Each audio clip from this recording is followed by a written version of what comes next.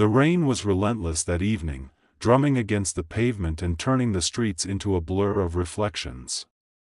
Mark, a single dad, was trudging home from the late shift at the factory, carrying nothing but his worn backpack and the weight of another long day.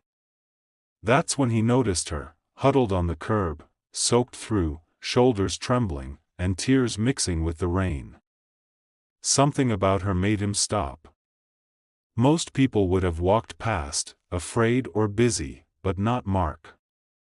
He approached slowly, holding an umbrella over both of them, and that's when he realized she was crying, not from the rain, but from a pain far deeper. Before we dive in, drop a comment with where you're watching from. And don't forget to hit subscribe for more videos like this. Let's begin. Mark knelt beside her, hesitating for a moment before gently asking if she was okay. The woman looked up, startled, her eyes red and swollen. I don't even know where to start, she whispered, her voice cracking under the weight of exhaustion. She introduced herself as Emily, a nurse who had just lost her job, her apartment, and the little savings she had after a hospital mishap that left her accused of negligence she didn't commit. Her life, she said, felt like it had been washed away by the storm, both literally and metaphorically.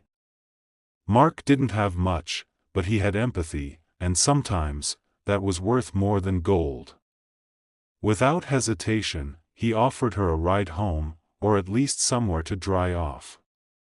Emily hesitated, pride warring with desperation, but finally nodded. In the car, the rain fell in torrents, blurring the lights of the city into streaks of orange and silver. Emily tried to compose herself, but every mile revealed a new layer of her story: the sleepless nights, the patients she had tried to help, the unfair blame, and the loneliness that had crept in after her friends had quietly drifted away. Mark listened quietly, occasionally glancing at his daughter's smiling face in the backseat mirror, sensing that this meeting, so random yet so fated, was about to change something in both of their lives. By the time they reached his modest apartment, Emily had stopped crying, but the heaviness in her chest remained. Inside, Mark made her a cup of tea while his daughter, 6-year-old Lily, peeked curiously from behind the doorway. Emily couldn't help but smile at the small, curious child who immediately ran up to hug her. It was a small gesture, but in that moment, Emily felt the first flicker of warmth she had known in weeks. They talked late into the night, not just about grief, but about hope, about second chances, and about how sometimes, life forces you to rebuild from scratch.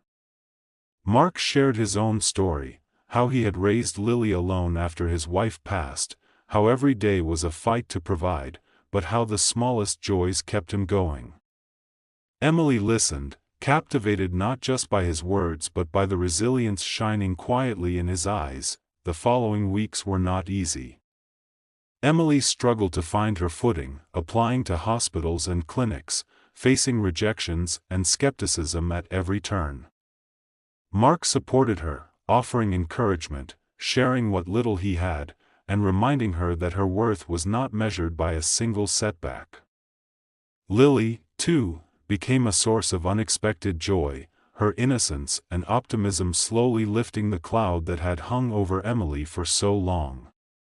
Slowly, Emily began to heal, not because life had changed, but because she had found people willing to care for her even when the world seemed to have turned away. Then, one rainy afternoon, the call came. Emily had been offered a position at a reputable hospital, one that recognized her skill and compassion. She had been given a second chance, a lifeline to reclaim her career and her confidence. Mark and Lily celebrated with her, the three of them huddled in a warm embrace as the rain finally stopped outside, leaving the streets glistening under a soft golden light.